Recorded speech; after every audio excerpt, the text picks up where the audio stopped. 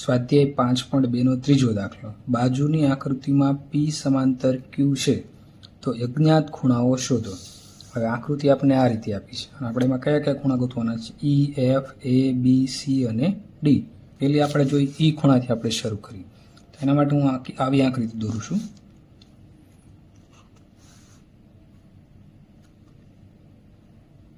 જો આ આકૃતિનો પહેલો ભાગ શું છે? આવો થશે. તો અહીંયા શું થશે? P, અહીંયા E, અને આ ખૂણો આપણે કેટલો આપ્યો છે? 125 ડિગ્રીનો આપેલો છે. રેડી? તો આ જોડ તમને કેવી લાગે છે? રેખિક ખૂણા. કેવા બન્યા? રેખિક જોડના ખૂણા. કેવા ખૂણા બન્યા છે? રેખિક જોડના ખૂણા. હવે આપણે આગળ જોયું કે રેખિક કોણના ખૂણા હોય કેવા હોય? પૂરક કોણ. એટલે બે ખૂણાનો સરવાળો કેટલો થાય? 180 ડિગ્રી થાય. તો આપણે E વત્તા 125 બરાબર કેટલા થશે? 180. તો ખૂણો E વત્તા ખૂણો 125 બરાબર 180. હવે E બરાબર શું થશે? 180 માઇનસ 125. તો E બરાબર ખૂણાનું માપ આપણે કેટલું મળે? 55 અંશ. કેટલું મળશે? 55 અંશ. આ પહેલો ખૂણો મળે. હવે બીજી આકૃતિ આપણે કરશું. આ જ આકૃતિને આપણે ભાગ કરશું. તો આને હું આ રીતે આકૃતિ દોરી શકું. આ P છે એમના, નીચે આવી. હવે આ ક્રોસ આકાર થયો તો તમને ખબર પડી જાય કઈ આકૃતિ હશે? અભિકોણની જોડ. કઈ જોડ છે? અભિકોણ. આ 125 અને E આપણે કેટલો મળ્યો છે? 55. અને અહીં નીચે આપણે કયો ખૂણો આપ્યો છે? F ખૂણો. તો અભિકોણના સામસામેના ખૂણાના માપ કેવા હોય? સમાન. તો અભિકોણની જોડ. અભિકોણની જોડ થઈ તો શું થશે? F બરાબર સામેનો ખૂણો આપણો કયો હતો? E. તો F બરાબર E. હવે E નું માપ આપણે કેટલું મળ્યું છે? E બરાબર 55. તેથી F બરાબર શું થશે? 55 અંશ. તો આ બીજા ખૂણાનું માપ આપણને મળી ગયું. હવે એ ખૂણાનું માપ આપણે ગોતશું. તો હવે પાછી આપણે આકૃતિના આ ઉપરનો ભાગ લઈ લઈએ ખાલી. તો કેવો આકાર થશે? F આકાર થઈ જાય. આમ કરી જોઈએ પહેલા.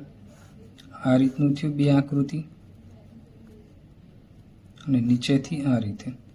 P, Q, આ ખૂણો E અને અહીંયા કયો ખૂણો આપ્યો છે? A. હવે જો અહીંથી તમે જુઓ તો આ કેવો આકાર થયો? F આકાર થઈ ગયો આખો. F આકાર એટલે કયો ખૂણો હોય? અનુકોણ. કેવો હોય? અનુકોણ. અને કેવો આકાર છે આપણે? F આકાર. આ જાણ સારું. તો હવે E તો આપણે મેળવ્યો છે 55 ડિગ્રી. તો શું થશે? અભિકોણની જોડ છે માટે E બરાબર A. હવે E નું માપ આપણે કેટલું આપેલું છે? 55 અંશ આપણે લીધું, ગોત્યું છે હમણાં. તો A બરાબર એ કેટલું થશે? તેથી A બરાબર કેટલું અંશ થશે? 55 અંશ થશે. પછી હવે આ જ આકૃતિ જુઓ તો અહીંયા આપણે શું આપ્યો છે? C. તો અહીંયા હું C લખું. હવે આ આકૃતિ જુઓ તો કેવો આકાર થયો? ક્રોસ થયો આટલો આકાર. તો આનું માપ, એનું માપ આપણે કેટલું મળ્યું છે? 55 ડિગ્રી. તો સામે અભિકોણની જોડ થઈ એટલે C તે શું થશે? 55. તો અભિકોણની જોડ. તેથી A બરાબર શું થશે? C. હવે એનું માપ આપણે અગાઉ કેટલું મળ્યું છે? 55 અંશ. તેથી C નું માપ કેટલું થશે? 55 અંશ થશે. હવે ત્યાર પછી આપણે એકવાર ફરી આકૃતિ દોરશું. નીચેનો ભાગ છે આપણે ડ્રો કરીએ. તો આ રીતની આકૃતિ છે આપણી આખી. હવે જો આ ખૂણો આપણે કેટલો આપ્યો છે? 125 ડિગ્રી. જો 125 ડિગ્રી આપે અહીંયા આપણે લખી શકીએ.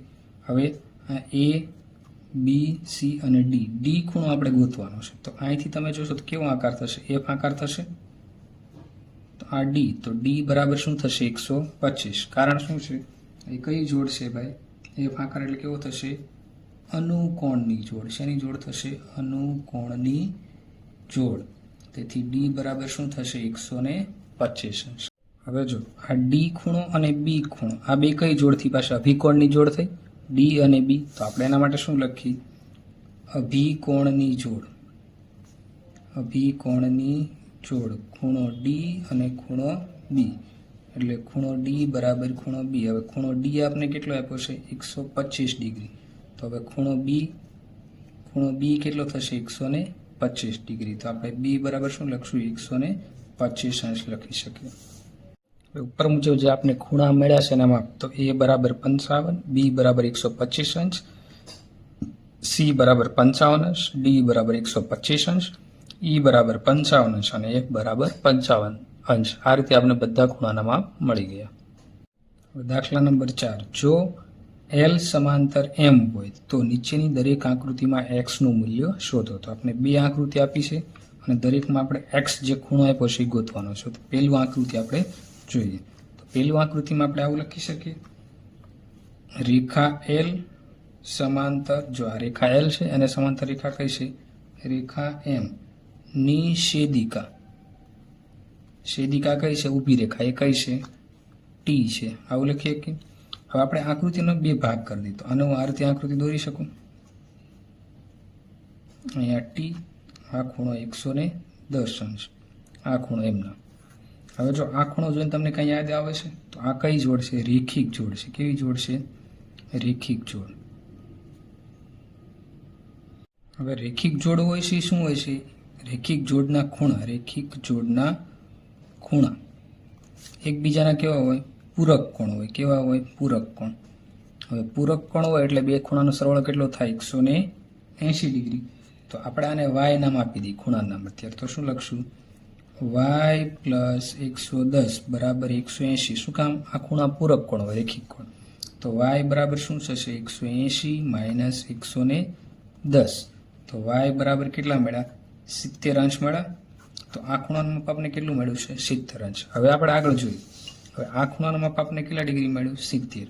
હવે જો અહીંથી તમે લઈને આ કરો તો કયો આકાર થાય છે, અનુકોણ બને છે, એફ આકાર. જો અહીંથી લઈને તમે એટલો દાખલો જુઓ તો આ કયો થયો, આકૃતિ જુઓ, અહીંથી લઈને અહીંયા સુધી આકૃતિ જુઓ કઈ થયું, અનુકોણની. તો શું થશે, આપણે ખૂણો જે y મેળવ્યો છે તો y બરાબર x થશે. શા માટે, અનુકોણની જોડ છે. શું કરવાનું, અનુકોણની જોડ છે. હવે ઉપર આપણે y બરાબર કેટલા મળ્યા હતા, 70 અંશ. તેથી x બરાબર આપણે કેટલા મળશે, 70 અંશ મળશે. હવે બીજી આકૃતિમાં આપણે x ગોતવાનું છે. તો અહીંયા આપણે આવું લખશું જેવું આપણે સામે લખ્યું હતું એવું, L સમાંતર M, L સમાંતર M, એની છેદિકા કઈ છે, A છે. B પણ છે પણ આપણે આ ઉપરના ખૂણાને ગોતવાનું છે એટલે આપણે એ જ લખશું, L સમાંતર M ની છેદિકા કઈ છે, રેખા A છે. કઈ છે, A. હવે આમાં તમે જુઓ તો કઈ જોડ બને છે, અનુકોણ બને છે, F આકાર. જો અહીંથી લઈને આમ કરાવું તો આ કયો આકાર બન્યો, F આકાર. તો અહીં અનુકોણ બને છે. શું બને છે, અનુકોણ બને છે. તેથી ખૂણાનું માપ 100 બરાબર ખૂણો કયો થશે, x. માટે તેથી ખૂણો x બરાબર શું થશે, 100 અંશ થશે.